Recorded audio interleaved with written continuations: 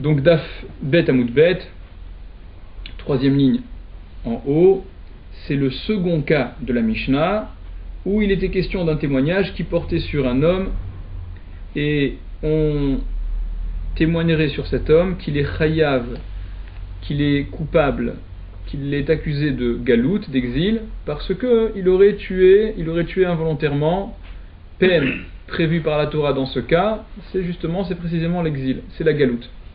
Alors dans les mots, Me'idinanu be'ishploni, nous témoignons sur un tel, Shehu chayav galout, qu'il est chayav galout, qu'il est passible d'exil, déroulé, etc.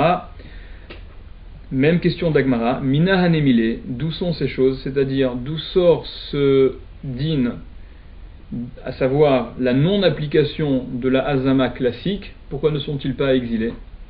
Amar Resh Lakish, il a dit Resh Lakish, des Amar Kra, parce qu'il a dit le verset, il y a marqué dans la Torah, au sujet de celui qui a tué Beshogeg, involontairement, Hu Yanus el achat et harim, Hu Yanus, il s'enfuira, el achat vers l'une, et harim des villes, donc des villes de refuge prévues à cet effet. Resh Lakish déduit de ce verset, Hu velo zomemin, Hu c'est lui, ce Hu que rapporte le pasouk, lui, il s'enfuira, c'est lui, velo zomemin, et non pas les zomemin. Qu'est-ce que ça veut dire? Il faut bien formuler, il faut bien que la Torah énonce la sentence qui concerne celui qui a tué Beshogeg. Ce que Resh Lakish met en relief, c'est que on parle dans cette paracha de celui qui a tué par inadvertance, involontairement. Et donc, lorsque la Torah précise à nouveau où le sujet, lui, qui a déjà été évoqué, c'est qu'il y a une insistance manifeste de la Torah que lui, il va s'enfuir dans une des villes de refuge. Et donc l'insistance, elle est là pour exclure potentiellement celui qui aurait été concerné par la galoute. Or, qui potentiellement peut être concerné par la galoute, puisque la Torah ne prévoit la peine de galoute que pour celui qui a tué Beshogeg. La Torah n'a pas parlé de galoute pour un autre que le Rotseach, l'assassin Beshogeg. Donc quel est celui qui potentiellement aurait pu être concerné par cette peine? Eh bien, ça ne peut être que les Edim Zomemim, justement, que ceux à propos desquels la Torah dit vous lui ferez ce qu'il a prémédité de causer et de faire. Et ce sont précisément ceux-là qui sont exclus de galoute quand la Torah dit Hu Yanus, lui seulement, il ira, il s'enfuira dans une ville de refuge. À l'exclusion, ça ne peut venir exclure que les Zomemim. Donc, Hu velo Zomemim, c'est ce que dit Resh Lakish. Rabbi Yochanan Omer, Rabbi Yochanan lui, il le déduit par un Kalvachomer. Il tente de le déduire avec un raisonnement a fortiori. Kalvachomer. Et quel est le Kalvachomer de Rabbi Yochanan? Uma hu she'asama sebemezid. Si déjà, lui qui a fait un ma'asé, une action bémézid volontaire. C'est-à-dire, Rashi explique, celui qui aurait tué bémézid volontairement, donc qui a fait une action, il a tué, il n'y a pas plus d'action que ça, il a tué, il a fait bémézid. S'il a tué bémézid, il ne sera pas gaulé, il n'ira pas en exil dans le cas où il ne peut être, il peut pas être puni de la peine capitale qui lui revient en théorie, parce qu'il y a par exemple un vice de forme, ok? Il n'y a pas eu de atra'a, il n'y a pas eu l'avertissement. L'avertissement, c'est la condition sine qua non pour qu'on puisse appliquer la sentence que prévoit la Torah. Imaginons qu'il y a des témoins qui ont assisté au meurtre que Réhouven a commis, mais il n'a pas été averti, il n'y a pas eu de atra'a. Donc on ne peut pas lui appliquer la sentence qui lui revient à la peine capitale. Il n'ira pas pour autant en galoute. Il n'y a pas, à défaut de peine qui devrait être appliquée, la galoute, l'exil qui viendrait se substituer. Donc Rabbi Yochanan dit la chose suivante. Rabbi Yochanan dit Uma ou she'asama se bémézid, si déjà lui qui a fait une action bémézid volontaire et nogolé ne va pas en galoute, il a tué volontairement, mais il y a un vice de forme, on ne peut pas lui appliquer la peine de mort. Donc il n'ira pas pour autant en galoute. Hen, eux, les faux témoins, chez le asuma assez bémézid, qui n'ont pas fait un ma'asé bémézid. À ce niveau-là, la Gemara pense que le fait de parler, ce qui est oral, n'a pas le statut de ma'asé. On fait la distinction entre le parler, ce qui reste verbal, et l'action. Donc, le Kalvachomer de Rabbi Yochanan consiste à dire, alors eux, qui n'ont même pas fait un Maaseh Bémézid, ils n'ont fait que parler, ils ont déposé, ils ont fait une déposition, ils ont parlé. C'est pas un Maaseh. Enodin chez le Igloo, n'est-ce pas à plus forte raison qu'ils n'iront pas en galoute? Si déjà celui qui a fait un Maaseh qui est plus lourd qu'une parole, Bémézid, ne va pas en galoute, alors eux, qui ont fait moins encore que ça, qui n'ont fait que parler, n'est-ce pas à plus forte raison qu'ils n'iront pas en galoute? Ce à quoi objecte la Gemara. Alors avant de voir ce que la Gemara objecte, on pourrait nous objecter comme on a objecté au Kalvachomer de Bar Pada sur le premier cas de la Mishnah, où on avait dit à Bar Pada, c'était Ravina qui objectait à Bar Pada, mais si tu réfléchis comme ça, tu annules complètement la règle des Edim Zomemim. Parce que un Kalvachomer qui consiste à dire eux qui n'ont pas fait de Maaseh parce qu'ils ne font que parler, donc ils ne subissent pas ce qu'ils avaient prémédité de faire subir, en l'occurrence la galoute dans notre cas, mais justement, toute la peine de Hazama, elle vient sanctionner ce qui est jamais Maaseh, puisque c'est un témoignage simplement. Donc, en tenant ce genre de raisonnement, ce Kalvachomer, on aurait pu objecter exactement la même objection qui a été faite à Barpada. Imken, si c'est comme ça, Bitalta Torah Tedim Zomemin, tu annules la règle des Dim Zomemim. La Gemara n'objecte pas comme ça, regardez ce que la Gemara objecte. La Gemara dit Vehi no tenet. Et bien justement, ton raisonnement, Rabbi Yochanan, c'est ce qui va nous permettre de dire exactement le contraire de ce à quoi tu aboutis. Ou chez Asama Sebemezid, lui qui a fait un Maaseh Bémézid, celui qui a tué volontairement, mais qu'on ne peut pas exécuter parce qu'il y a un vice de forme. L'oliglé, il n'ira pas en galoute, qui écrit des lots et avélé kapara, parce que de cette façon, ça ne sera pas une kapara pour lui. La galoute n'est pas suffisante pour expier sa faute, et par conséquent, ça ne sert à rien de l'exiler, de l'envoyer en galoute, parce que ça ne correspond pas à la gravité de sa faute. Mais eux, qui justement, toi-même, Rabbi Yochanan, dans ta hiérarchie de valeurs, tu disais que le fait d'avoir témoigné simplement, c'est moins qu'un Maaseh, c'est plus léger, alors, eux, chez l'Oasu Maaseh Bémézid, qui n'ont pas fait un Maaseh Bémézid, Nami Liglou, alors qu'ils aillent en galoute justement, qui échid et les ou kapara, afin que ce soit pour eux une kapara, parce que peut-être que pour eux, ce sera, oui, une kapara. Ok? C'est-à-dire qu'en tout cas, le raisonnement de Rabbi Yochanan, il devrait faire aboutir à l'inverse de ce que lui veut retirer. Sauf que quand on dit eux qui n'ont pas fait, eux qui ont fait un Maaseh Bémézid, on va pas faire galoute, c'est pas une kapara. Qui n'ont pas fait un Maaseh Bémézid. Eux qui n'ont pas fait un Maaseh Bémézid, ils n'ont fait que témoigner, ce qui est moins que Maaseh. Vous, c'est un Maaseh Bémézid, l'oliglé qui écrit des lotés de kapara. Ouais. Il a fait un Maaseh Bémézid, mais c'est pas une kapara parce que c'est pas suffisant, parce que alors que quand c'est Béchogag, le même Maaseh, mais Béchogag, c'est une kapara. Tout à fait. Mais on va dire que eux ils n'ont pas fait de Maaseh, mais ce qui fait passer de dire c'est une kapara à pas une kapara, c'est le Mézid à Shogag et pas le fait que ce soit Maaseh, pas Maaseh. Non, c'est vrai que la Torah elle a parlé de la galoute que dans un cas de Maaseh Béchogag, c'est vrai. Maintenant la hiérarchie que Rabbi Yochanan il veut établir, c'est entre Maaseh et pas Maaseh, entre action et pas action. Ok? Et là, comme je disais tout à l'heure, on considère que le parler, ça n'a pas le statut de Maaseh. Donc, il voulait dire, si déjà celui qui a fait un Maaseh Bémézid ne va pas en galoute, à plus forte raison celui qui a fait moins qu'un Maaseh, il ira encore moins en galoute. Ce à quoi on répond en disant, non mais c'est le contraire. Il ne va pas en galoute celui qui a fait un Maaseh Bémézid, parce que c'est pas une kapara suffisante. Mais eux, justement, d'après toi, comme tu le dis, ce qui est vrai, qui n'ont même pas fait de Maaseh, qui ont fait moins qu'un Maaseh, Bémézid toujours, mais moins qu'un Maaseh, alors peut-être que la galoute sera une kapara suffisante pour eux. Ok? Et là, Mechouvarta, seulement c'est clair, dit la Gemara, donc c'est clair, qu'est des Resh Lakish, comme Resh Lakish, que la raison à retenir, celle de Resh Lakish. Alors sur ce que je vous disais tout à l'heure, la Gemara n'a pas objecté, comme elle avait objecté à Barpada, si tu réfléchis comme ça, tu annules la règle de Edim Zomemin. La Gemara elle objecte mieux que ça. La Gemara elle objecte en disant pas simplement, si tu dis comme ça, ben, t'arrives à finalement annuler la règle de Zomemim. C'est que si tu dis comme d'après ce que tu dis, on aboutit au résultat contraire. C'est beaucoup plus fort comme objection que de dire simplement tu détruis la règle des omémines. Amar Oula, il a dit Oula, Remez la edim zomemin minatora minaïn. Un remez, une allusion au edim zomemin minatora, de la Torah, minaïn, d'où. Et comme c'est parfois le cas dans la Gemara, comme si la Gemara ne laissait pas le temps à Oula de finir ce qu'il veut dire, et la Gemara questionne immédiatement Remez la edim zomemin, tu demandes une allusion au edim zomemin? Mais c'est explicite dans la Torah, l'edim zomemin. Va asitem lo kasher zamam, ve active, et voilà que c'est écrit. Va asitem lo kasher zamam, vous lui ferez comme il a prémédité de faire.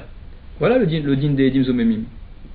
Et là, non, ce que voulait dire, ce que demande Oula, c'est remez la edim zomemin, une allusion, un remez au edim zomemin dans la Torah, chez Lokin minatora, qui le reçoivent malkout d'après la Torah. Minaïn, d'où? Et ça, c'est la deuxième question qu'on avait donc laissée en suspens, qu'on avait évoquée plus tôt. Pourquoi est-ce que la peine de malkout, c'est ce qui va venir les sanctionner quand on n'est pas en possibilité de leur appliquer une azama classique? Pourquoi c'est malkout? Pourquoi c'est pas une amende forfaitaire d'une somme donnée? C'est d'où ça sort malkout? Et là, l'Agmara répond Dirtiv, parce que c'est écrit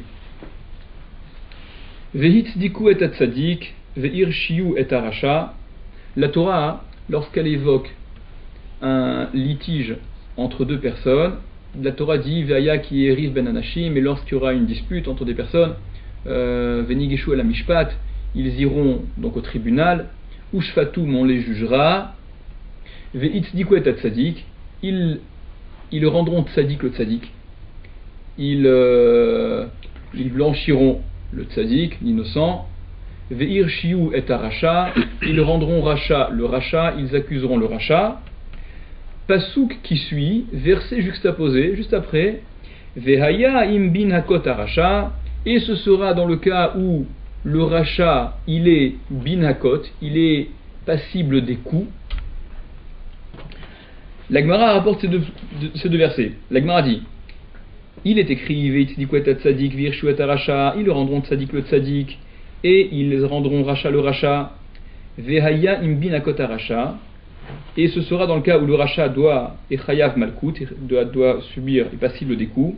La Gemara s'étonne et dit Mishum ve'itzidiku et tzadik v'irshu et aracha ve'haya im bin hakot aracha, à cause de ils blanchissent le tzadik, ils rendent tzadik le tzadik, et ils accusent le racha. Alors, comme s'il y avait la conséquence de Ve'aya im bin hakot aracha, quel rapport? Alors le racha serait chayav malkout. Rashi explique. Rashi dit si on explique ce verset comme ce qu'il en ressort à la lecture première, à savoir ce que je vous ai introduit le verset tout à l'heure. Lorsqu'il y aura une dispute, un litige entre des personnes, ils iront au tribunal et on les jugera. Ve'itzidiku et tzadik, ve'irshiu et aracha. Ils rendront tzadik le tzadik, ils rendront racha le racha. Quel est le sujet c'est qui le sujet? Ils rendront tzadik le tzadik, ils rendront racha le racha. Qui est-ce qui rendra tzadik le tzadik et qui rendra racha le racha? Le beddin. Ça s'entend comme faisant référence au dayanim. Mais si c'est des dayanim qu'il s'agit, des juges qu'il s'agit, et le tzadik et le racha, celui qui a rendu tzadik et qui a rendu racha, ça s'applique aux Baal Dinim, aux présents, aux personnes que le litige oppose. Rachid dit la mali vezik, etc. Pourquoi la Torah a-t-elle besoin de préciser ils rendront tzadik le tzadik, ils rendront racha le racha? La Torah aurait dû se limiter tout simplement qui eriv ben anashim, à ce par quoi la Torah débute, lorsqu'il y aura un litige entre des personnes, venigshu la mishpat ou shfatum, ils iront donc au tribunal et on les jugera, vehaya im binakot, et ce sera au cas où il est chayav malkout. Quand on dit on les jugera, les juger, ça veut dire quoi? Ça veut dire décider quel est le coupable et quel est l'innocent. Pourquoi cet ajout qui semble superflu de ve'itzidiku ve'irshiu? Pourquoi donc est-elle mentionnée ici la tzidkat du tzadik? Est-ce que lorsqu'on va rendre tzaddik quelqu'un, lorsqu'on va innocenter quelqu'un dans un litige qui l'oppose à une autre personne, est-ce que ça a pour effet que l'autre subisse malkout? Certainement pas. Et c'est ce que la Torah semble faire en faisant dépendre, par la juxtaposition des versets, en faisant dépendre malkout par justement le blanchiment de l'innocent et l'accusation du coupable. Il y a le Ramban sur la Torah qui explique de façon un peu plus développée et qui dit comme ça, il dit en général quand il y a un litige entre les personnes, c'est absolument pas la peine de malkout qui vient sanctionner la décision, hein. Elle n'aura pas pour effet malkout. Quand il y a un litige entre des personnes, c'est d'ordre financier dans 90% des cas et peut-être plus. Okay, malkout, c'est ce qui vient sanctionner, il a mangé pas cachère, il a mis du shahatnez, des choses qui ne sont pas de l'ordre de litige entre des personnes.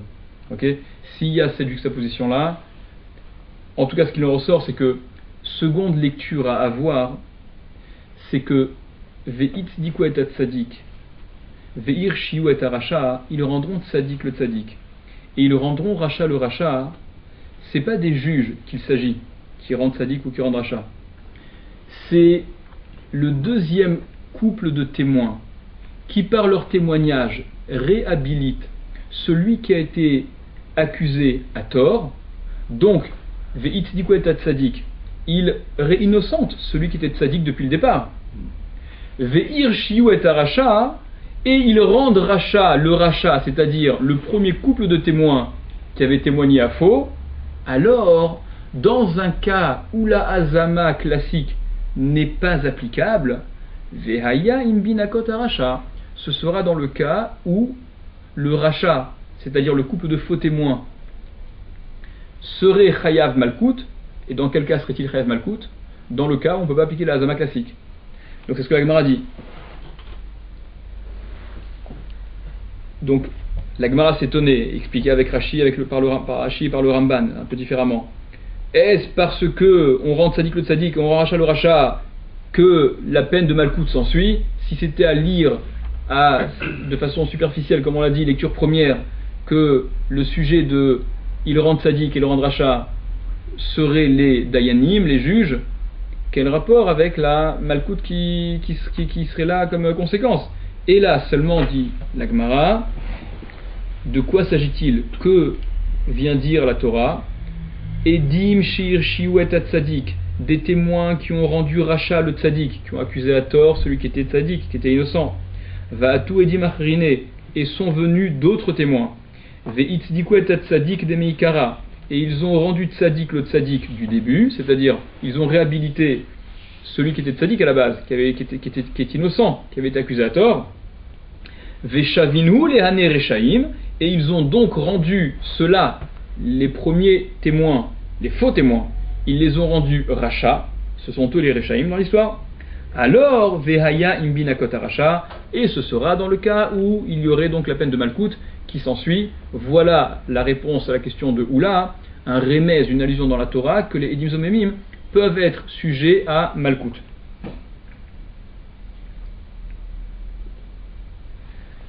La Gemara demande Vétipoclé, littéralement fais-le sortir, c'est-à-dire déduis-le. Mais pourquoi ne déduirait-on pas? Maintenant, il faut quand même préciser. Ce que la Gemara dit, c'est une grille de lecture, donc lecture seconde. Mais il est bien certain qu'au niveau du pshat, au niveau du sens littéral, le ve'it diku et ve'ir shiu, bien évidemment qu'il concerne les dayanim. Ok? Ne pas dénaturer le sens littéral par rapport à cette dracha qui est rapportée, ok? Par rapport à cette deuxième grille de lecture que la Gemara rapporte.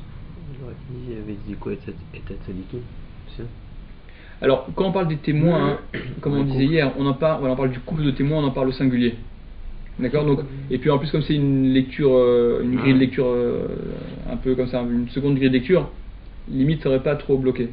Mais même dans le passouk de base, va sitem lo kachar zamam la asot, va sitem lo, vous lui ferez, comme il a prémédité. Ce vous lui ferez, ça, d'accord, comme on l'a dit hier, c'est le couple de témoins. La Gemara demande, Vétipoclé, mais déduis-le, déduit que les témoins zomémim subissent malkout de façon beaucoup plus simple. Mi lota'ane, de lota'ane. Il y a marqué dans les 10 commandements, lota'ane bereacha et shaker. Tu ne proféreras pas contre ton prochain un faux témoignage. Et, explique Rashi, tout lave, tout interdit pour lequel la Torah n'a pas prévu explicitement de onesh, de peine, est sanctionné par malkout. Donc l'ota'ane, le lave, l'interdiction de faire un faux témoignage, à propos de laquelle la Torah n'a pas prévu la peine. On devrait appliquer le principe normal, malkout. Alors c'est vrai qu'on verra dans le 3e pérec que c'est pas dans tous les cas, et on commence à le voir dès maintenant en fait, on va commencer à le voir dès maintenant, c'est pas véritablement dans tous les cas, sans exception, où la transgression d'un lave pour lequel il n'y a pas de onesh, de peine explicitée, que malkout est la peine à appliquer, d'accord, mais c'est la tendance, c'est le principe général. Et ici, en l'occurrence, répond la Gemara, pourquoi est-ce qu'on ne peut pas le déduire de l'ota'ane? Pourquoi on peut le déduire simplement parce que les faux témoins ont transgressé l'ota'ane? C'est parce que Mishum, parce que Deave lave chez En Bo Maaseh, c'est un lave dans lequel il n'y a pas de Maaseh, comme on l'a expliqué plus haut. Lave, voilà, le lave c'est un commandement négatif, donc un interdit, tout à fait d'accord. Le lave c'est le commandement négatif, la négation par définition. Or, ce lave, cet interdit, c'est un lave, comme on l'a dit plus haut, chez En Bo Maaseh, dans lequel il n'y a pas de Maaseh, il n'y a pas d'action, puisque à ce niveau-là, on considère que le parler n'est pas assimilable à un Maaseh, à une action. Par conséquent, la transgression du lave de l'ota'ane, la transgression de l'interdit, du commandement négatif de l'ota'ane, c'est une transgression d'un interdit qui ne contient pas de maaseh. Or, vechol lav shen bo maaseh en lokin alav, il y a un principe que tout lave dans lequel il n'y a pas de maaseh, dans lequel il n'y a pas d'action, en lokin alav, on n'est pas loqué dessus, il n'y a pas la peine de malkout qui est appliquée. On verra dans le 3e pérec, peut-être avant d'ailleurs, je ne sais plus, que d'après Rabbi Yehuda, il y a malkout même sur un lave chez En Bo Maaseh. On le verra plus tôt, on verra dans le 1er pérec, on verra aussi, on verra plus tôt. Point. Donc, on ne peut pas déduire simplement de ce lave que les témoins zomémim ont malkout. Regardez maintenant sur cette Gemara-là, comment est-ce que ça se comprend? Lecture première, ça semblerait vouloir dire, la Gemara, la question de Oula, c'était une allusion que les zomémim ont malkout, minatora.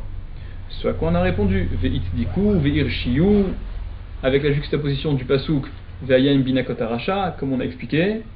Suite à quoi la Gemara demandait, mais pourquoi tu ne le déduis pas de façon beaucoup plus simple, de l'ota'ane, transgression de l'ota'ane?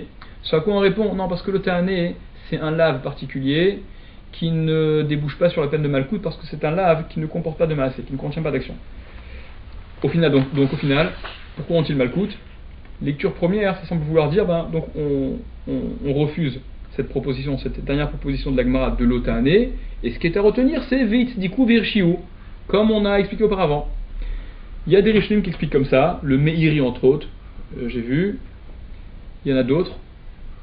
Il y a d'autres rishonim, et ça sera l'objet d'un grand Tosfot, enfin d'un Tosfot très compliqué sur lequel il faudra passer du temps, d'Avdalet Amud Bet. Sur place, il y a le Ramban, le Ritva et peut-être d'autres qui disent également que ce que l'Agma est en train de dire, c'est que au final, c'est en effet par rapport à la transgression de l'ota'ane que la peine de malkout est appliquée. Seulement, ce l'ota'ane qui est un lave shen bo maaseh, qui ne comporte pas d'action et qui, en général, n'entraîne pas malkout, ici, à titre exceptionnel, il est activé par l'enseignement qu'on rapporte juste au-dessus de ve'it diku ve'ir shiyu. Mais, en définitive, c'est bien par rapport à la transgression de l'ota'ane que la peine de malkout, elle est subie. Et le lave, donc ce lave de l'ota'ane, il fait exception aux autres interdits qui ne comportent pas d'action pour lesquelles il n'y a pas malkout normalement, et il fait exception parce que justement, c'est ce qui est venu révéler la Torah en disant Veitdiku, Veirchiu, Vayim Binakot, comme on a expliqué. Ok, on reviendra de façon plus précise sur ce raisonnement-là, cette démarche-là, Daf Dalet Bezat Hashem. Et c'est que dans le cas, c'est l'Otahané dans le cas de Edim Zomémine qui débouche sur Malkout, mais un l'Otahané qui serait par exemple à Très bien, c'est ce que disent, c'est ce que précise. Il y a des régimes. Tout à fait. Et on verra. Voilà, parce que ce que Yigal demande, c'est il suffit de transgresser l'Otahané tout simplement pour recevoir Malkout, ou il faut que la transgression du Lotahané de ne pas faire de faux témoignages, elle soit suivie de la procédure de Hazama, face à laquelle on va bloquer parce qu'on sera dans un des cas de la Mishnah ou peut-être d'autres, il faudra voir. Mais en effet, ce Lotahané-là, il serait déclenché, il justifierait la peine de Malkout que si on est dans le contexte de Hazama, de Kash Hazama. C'est ce que disent les Hashim. On verra, et je vais ramener dans la suite de la Gemara, qu'il y a une marloquette Rishonim, enfin au moins entre le Rambam et le Ramban, je la dirai rapidement dans la suite, on va y arriver tout de suite. Bah, c'est ce qu'on va aborder maintenant. Tanou Rabbanan. Nos maîtres ont enseigné, on rapporte une braïta. Dalet Dvarim Ne'emru Be'edim Zomemin. 4 choses ont été dites au sujet des Edim Zomemin. Premièrement, En Na'asin Ben Grusha Ben Chalutza, ils ne sont pas rendus Ben Grusha ou Ben Chalutza. Donc, c'est le premier cas de la Mishnah qu'on a vu. Ils ne sont pas rendus Ben Grusha Ben Chalutza, quand bien même ils auraient témoigné sur un Kohen qu'il était Ben Grusha Ben Chalutza. Il s'avère être Zomemim. Ils ne seront pas pour autant rendus Ben Grusha Ben Chalutza. Ve'en Golin Na'ari Miklat. Et ils ne sont pas exilés dans les villes de refuge. C'était le deuxième cas de la Mishnah. Ça on connaît. Il y a un troisième cas qui est nouveau pour nous. Ve'en Meshalmin et Kofer. Et ils ne payent pas le Kofer. Le Kofer c'est quoi? C'est la somme d'argent que doit payer le propriétaire d'un shor mouad, d'un taureau qui est encorneur, qui a une présomption d'encorneur, il a déjà encorné 3 fois, ok, donc son taureau c'est un tueur, et si le propriétaire de ce taureau ne l'a pas gardé comme il aurait dû, et que ce taureau a tué une personne, alors qu'il avait déjà donc son statut de shor mouad, alors le propriétaire du taureau, il est chayav mita abidé shamaim, il est passible de mort vis-à-vis du ciel. On ne va pas le tuer, mais il a été à ce point négligent qu'il est passible de mort bidé shamaim, et il doit payer ce qu'on appelle le kofer. Des témoins qui auraient témoigné que le taureau mouad, donc le taureau en corner de Réhouven, a tué Tartampion, et par leur témoignage, ils rendraient donc en théorie Réhouven chayav de payer le kofer. Ils sont rendus zomemim. La Hazama classique aurait consisté à leur faire payer à eux le kofer. C'est ce que vient de dire la Braïta. Ils ne payent pas le kofer. Donc en Meshalmim et kofer, ils ne payent pas le kofer. Quatrième chose, ve'en nimkarin be'eved ivri. Et ils ne sont pas vendus en tant que eved ivri. Eved ivri, c'est l'esclave juif. Le terme esclave, il est absolument pas approprié. Parce que comme dira la Gemara dans Kiddushin, Mishikana Eved, Kana Rav Leatzmo, celui qui a acquis un Eved, il s'acquiert plus un maître qu'un serviteur. Okay, bon, en tout cas, le Eved Ivri, c'est celui qui est vendu en tant que Eved Ivri parce qu'il a commis un vol qu'il n'est pas en mesure de rembourser. Donc il remboursera en nature. C'est soumis à des conditions très précises, c'est pas dans tous les cas, mais on va s'en tenir à ça pour l'instant.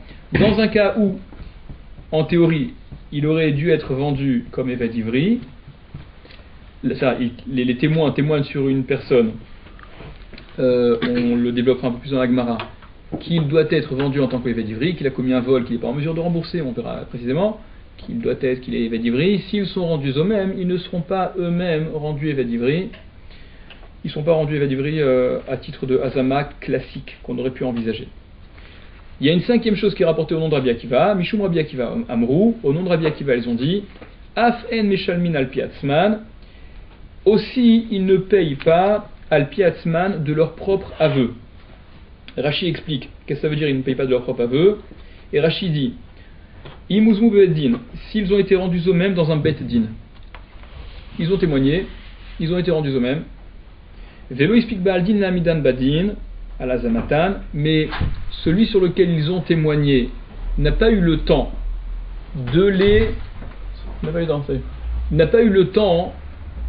d'entreprendre la procédure pour les juger eux maintenant par rapport à leur azama. Ad shebarhu, et ils se sont sauvés entre temps. Ou baou bedin acher, et ils sont venus dans un autre bedin, ils sont allés dans un autre bedin. Veodu sheuzmu bedin ploni, et ils ont reconnu avoir été rendus eux-mêmes dans un autre bedin, celui duquel ils se sont sauvés. Ou les kaman fashtama, et là-bas on expliquera la raison. En tout cas, ils viennent de leur propre aveu reconnaître qu'ils ont été confondus dans un premier bedin. Entre parenthèses de ce Rashi, on voit que c'est pas dès qu'ils sont rendus eux-mêmes que automatiquement, ça y est, ils ont un statut de eux-mêmes. Voilà, il faut un nouveau jugement, procédure qui doit être apparemment initiée par le Baaldin, par celui sur lequel ils ont témoigné à faux. En tout cas, si avant que les choses ne se soient faites, ils se sont fait la malle et ils débarquent dans un autre Bedin et qu'ils reconnaissent de leur propre aveu, on a été rendus eux-mêmes, et bien dans ce cas-là, ils ne payent pas non plus. Et Rachid dit, les Kaman Nefaresh Tama, on verra pourquoi c'est comme ça. D'après Rabbi Akiva en tout cas. L'Agmara reprend chacun de ces quatre cas, des quatre premiers.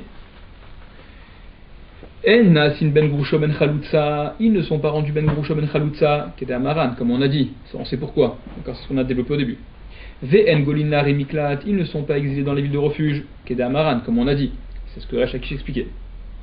Ve'en meshalmin et kofer, et ils ne payent pas le kofer. L'Agmara déduit le Tana, le maître de cette braïta, qui rapporte ces quatre choses, et qui dit, entre autres, qu'il ne paye pas le kofer, kassavré, ça veut dire qu'il pense, donc les chachamim qui enseignent cette braïta, les rabbanan qui sont à la source de cette braïta, pensent donc que koufra kapara, que le kofer, cette somme d'argent que doit payer le propriétaire de ce taureau-là, qui est encore né et qui a encore né encore une fois, cette somme d'argent qui lui est imposée, c'est une kapara, ça a un statut de kapara, d'expiation. Véhané, et ceux-là, les faux témoins, lav bne kapara ninou, ils ne sont pas concernés par la kapara, Rashi explique.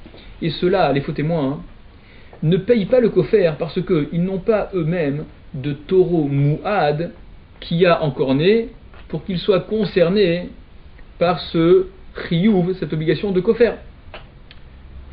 Et je vois que Yael fait la grimace, et tu as raison, parce que tu dois certainement te poser la question que les Rishonim posent, à savoir, attends, mais qu'est-ce que ça peut bien faire que le type qui est accusé à tort, il est à payer à titre de kapara ou à titre de mammon, d'argent? Si maintenant ils lui font perdre de l'argent, qu'il perde cet argent sous la rubrique intitulée kapara ou l'intitulé frais en tout genre ou ce que vous voulez, lui, au final, son compte a été débiteur de ce montant du kofer, qu'est-ce que ça peut bien changer? C'est la question que pose les Rishonim. Je reviendrai là-dessus. La Gemara demande Man Tana Kufra Kapara. Quel est le Tana qui pense que le kofer, c'est en effet une kapara? Que le kofer est à inscrire dans la rubrique kapara plutôt que mammon, plutôt que dommage financier, que réparation financière. Amar Afrizda, il a dit Afrizda, c'est Rabbi Ishmael beno chez Rabbi Yochanan ben Beroka, c'est Rabbi Ishmael, le fils de Rabbi Yochanan ben Beroka. D'où est-ce qu'on sait? D'Etania, parce qu'on a enseigné dans une braïta, à propos de ce kofer, il est dit dans la Torah, Venatan Pidion Nafsho.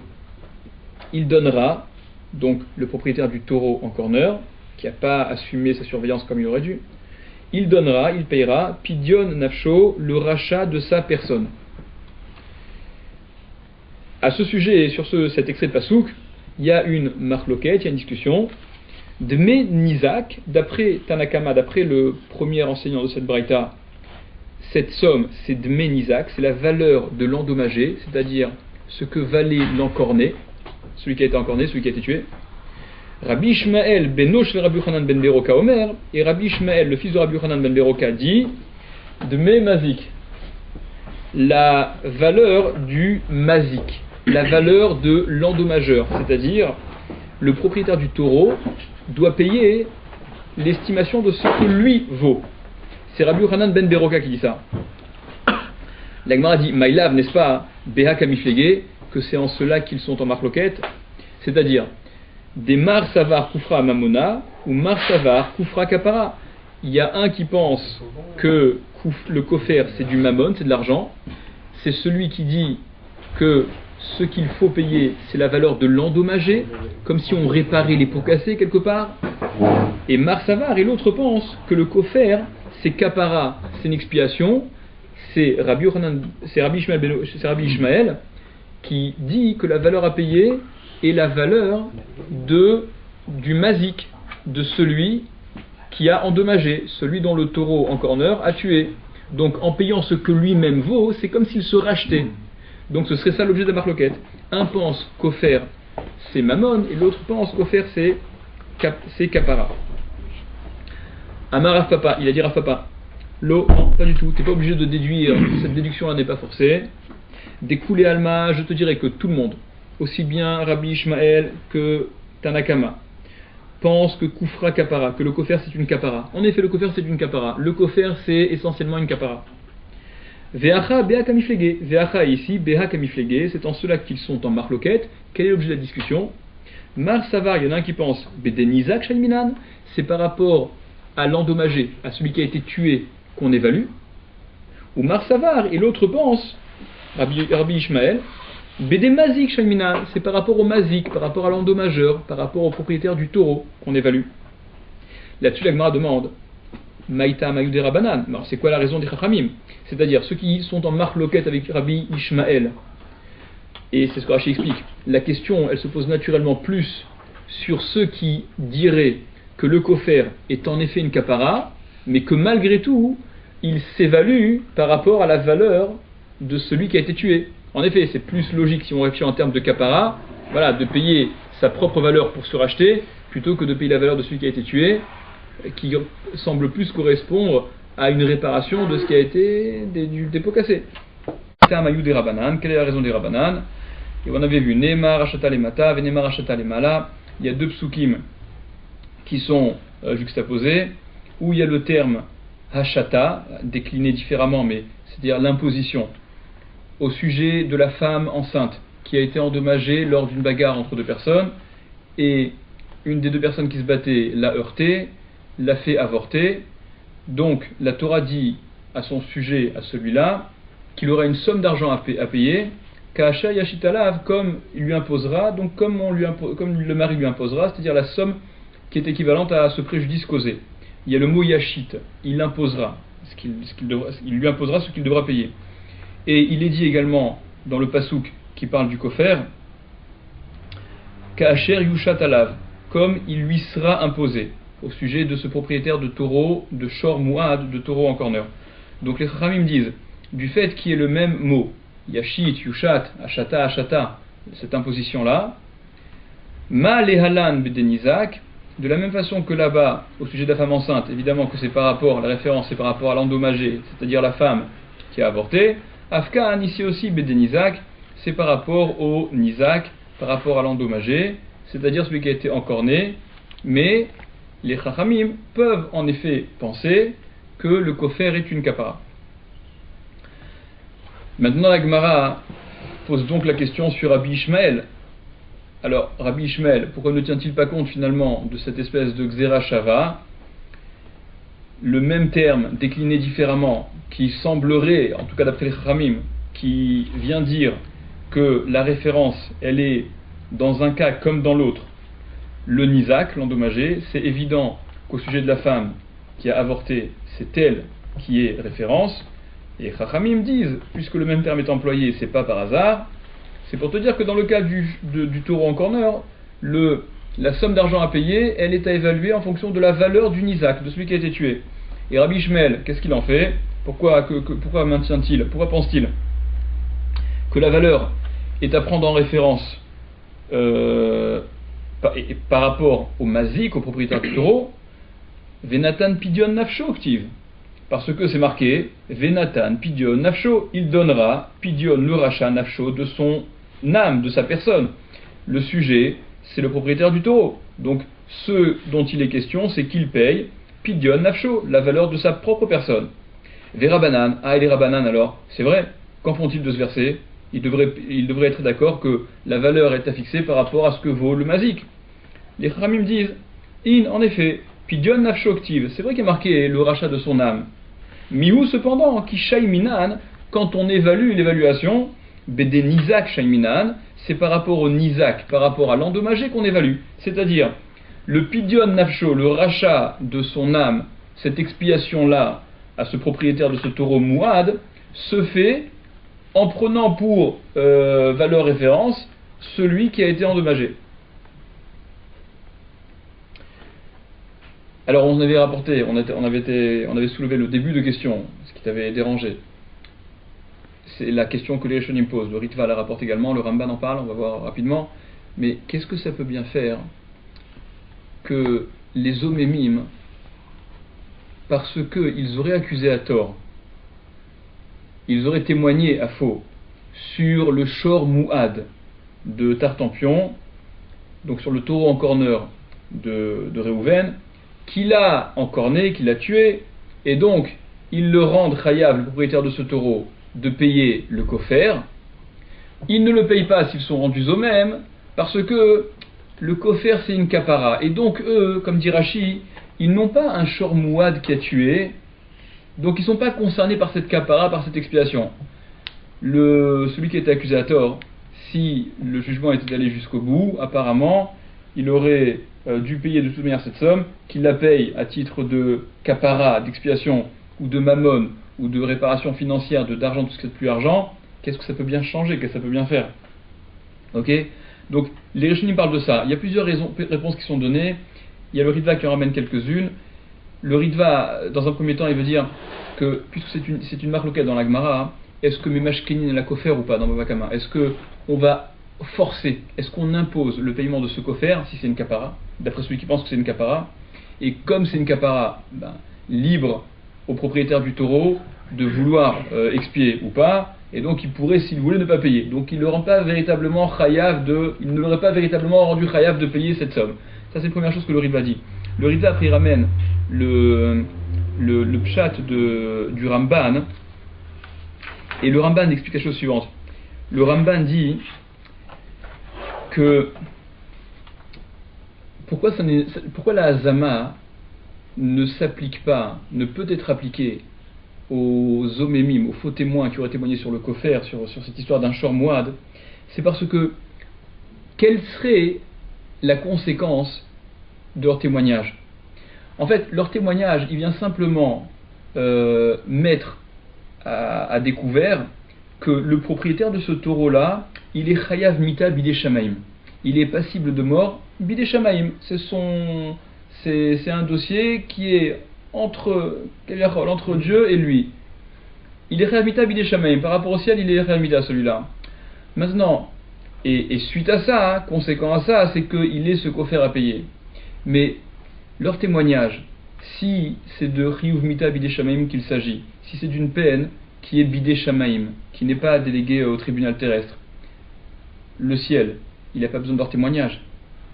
Leur témoignage, il va rien changer. Si c'est vrai, il était en effet Rav Bidé Shamaim. Si c'est pas vrai, ils vont pas le rendre plus que ça Rav Bidé Shamaim parce qu'ils ont témoigné à faux. Donc leur témoignage finalement, il va rien actionner pour que la Hazama puisse elle aussi débuter. C'est ça ce que veut dire de façon rapide. C'est ce que le Ramban, c'est l'idée que le Ramban veut donner. Et le Ritva conclut encore quand il ramène ce pshat en disant c'est peut-être également ce que Rashi veut dire, mais Rashi qui est très très condensé dans son lachon comme il en a l'habitude, l'a pas expliqué à ce point, mais c'est apparemment ce que Rashi voudrait dire en disant Kufra Kapara, non, pas ce Rashi là. Voilà, ça Kufra Kapara, le premier Kufra Kapara, les dernières petites lignes, le kofer est une kapara, les chaper alze sheharag shoro et adam, pour expier sur celui dont le shor a tué un homme, vehane et cela, lav bne kapara ninu, ne sont pas concernés par cette kapara, chez lo harag shoram adam, puisque leur shor n'a tué personne. Le Rida veut dire que, éventuellement, c'est ça ce que Rashi veut dire, ce pshat du Ramban, seulement Rashi a condensé comme à son habitude.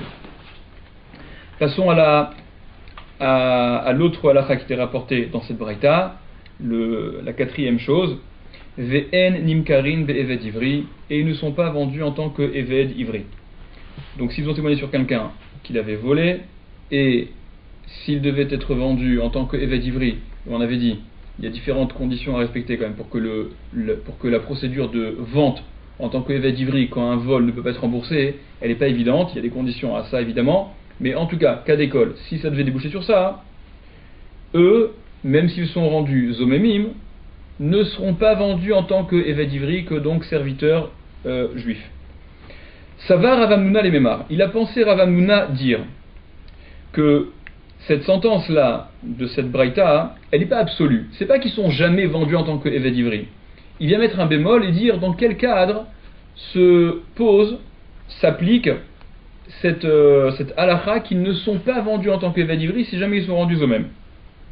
Donc ça va Rav Hamnouna les Mémar. Il a pensé Rav Hamnouna dire Anémilé, dans quel cas ne sont-ils pas vendus? Dans quel cas la braïta parle-t-elle? Hecha lorsque des hitlé les didés, que il a lui, la personne sur laquelle il témoigne, a de quoi payer, alors des migo, car puisque des ihu lo misdavan, puisque lui ne serait pas vendu, il n'est pas vendu suite à leur témoignage puisqu'il a de quoi payer. Donc suite à leur témoignage, il devrait lui payer. À tort, certes, mais il devrait payer, et non pas être vendu. Alors, inu nami lo misdavnu, donc eux non plus ne seront pas vendus. C'est dans ce cas-là qu'a parlé la braïta, dit Rav Hamnouna. Aval, mais echa delet l'eledidé, echa quand, lorsque delet l'eledidé, qu'il n'a pas lui, que la personne sur laquelle témoigne n'a pas d'argent, n'a pas de quoi payer. Et par conséquent, il devrait être vendu, il aurait dû être vendu en tant qu'eved ivri. Alors dans ce cas-là, à falgav des hitlehu les didou, bien qu'ils aient eux les faux témoins de quoi payer, misdavnu, ils seront payés, ils seront vendus. Ça c'est ce que Rav Hamnouna vient dire. Donc Rav Hamnouna à ce niveau-là est en train d'expliquer que la braïta, l'opinion de ce Tana de la braïta, elle est que on applique aux faux témoins ce qui, tachles, concrètement, aurait dû arriver à la personne sur laquelle on témoigne. La Gemara objecte, d'après la parenthèse Serava qui objecte, Vélé Moroulé, mais il lui dirait, les omémim diraient à celui qu'ils ont accusé à tort, enfin la ta'ana, la revendication qu'ils auraient, c'est une objection à ce que Rav Hamnouna vient de dire. I antavalar, si toi tu avais de quoi payer, miava misdavant, est-ce que tu aurais été vendu? N'est-ce pas? Bien sûr que non. Anan, nous, nami lo misdavninan, alors aussi on ne sera pas vendu, puisque nous on a. Pourquoi veux-tu qu'on soit vendu? C'est-à-dire que là, regardez, il y a un retournement à ce niveau-là dans la Gemara, il y a déjà un changement. C'est qu'on est en train de dire non plus que la hazama, elle est fonction de la conséquence pratique qu'il y aurait eu, mais c'est plutôt la ta'ana, elle prend en compte le chef d'accusation, le vol. Alors, c'est ce chef d'accusation-là qu'on va mettre maintenant, qu'on va appliquer aux faux témoins, et en fonction de ça, il faut voir, s'ils ont de quoi payer, il n'y a pas raison qu'ils ne puissent s'en tirer en payant, et s'ils n'ont pas de quoi payer, en effet, ils seraient rendus eved ivri. Donc déjà à ce niveau dans la Gemara, vous remarquez qu'il y a un petit, il y a un passage entre la hazama qui serait fonction du onesh, de la peine qu'aurait subi, tachles au niveau pratique, l'accusé, et ici dans leur revendication, on prend en compte non plus ce que l'accusé, qui est accusé à tort, à faux, il aurait subi, mais on s'intéresse plutôt au chef d'inculpation, pas à la peine à proprement parler, mais au chef d'inculpation avec les conséquences qu'il peut avoir. Et c'est un chef d'inculpation qui peut avoir différentes conséquences. S'il y a de l'argent, il paye, s'il n'y a pas d'argent, il est vendu. Et là, ça va Rav Hamnouna. Donc face à cette objection, il y a Rav Hamnouna qui revient et qui formule, Et là, ça va Rav Hanouna seulement, donc il pense Rav Hanouna, ou on dit que Rav Hanouna, ce qu'il pense, c'est la chose suivante, les mémars, il a pensé dire, Hanemile, dans quel cas la Braïta a-t-elle parlé qu'ils ne sont pas vendus en tant que évêques d'Ivry, c'est faux témoin. Echad et itle, oledidou, c'est lorsqu'il a soit lui, soit eux. Si lui, il a, donc en effet, mais c'est un peu marrant parce que là, dans cette réponse-là, on prend en compte les deux choses maintenant, d'après Rav Hanouna. Si lui a, quand bien même que eux n'ont pas, d'accord, quand bien même eux n'ont pas, puisque lui a, donc il n'aurait pas entraîné concrètement sa vente en tant qu'évêque d'Ivry, donc il n'y a pas de raison de leur faire subir la hazama qui consisterait à les vendre en tant qu'évêque d'Ivry, et dans le cas où eux ont, quand bien même implicitement, lui n'aurait pas, eh bien il ne serait pas vendu parce que il pourrait lui dire mais si toi t'aurais pas été vendu, donc nous qui avons. Donc là on se réfère au chef d'inculpation. Avalecha des letle l'oledide veloledidou, mais lorsque il n'a pas ni lui ni eux, misdavne, alors là ils sont vendus. Ça c'est ce que Rav Hanouna vient dire. Les Acharonim parlent de ce dont je vous ai parlé. Est-ce que c'est la peine Tachlès? Est-ce que c'est le chef d'inculpation? Il y a même jusqu'à le Imre Binyamin parle également de ça. On rapporte rapidement. Amar le Rava, il y a Rava qui vient et qui lui dit Venimkar bignevato amar Achmana. Il y a marqué dans la Torah Venimkar bignevato. Il sera vendu pour sa gneva, pour son vol. Amar Achmana a dit la Torah, a dit Akadosh Baruch Hu, bignevato velo bezamamo, pour son vol et non pas pour sa azama. Seul est vendu en tant qu'évêque d'Ivry celui qui est vendu parce que c'est conséquent à un vol. Et cet accent que met la Torah sur bignevato, à cause de son vol, vient exclure qu'il serait vendu, que le faux témoin, les témoins rendus eux-mêmes, soient vendus pour leur azama. C'est donc une xérat akatouv, comme on l'avait rapporté dans le même ordre d'esprit qu'on l'avait rapporté pour Resh Lakish, ou Yanou Selachat Harim au sujet de Galout, c'est une xérat akatouv.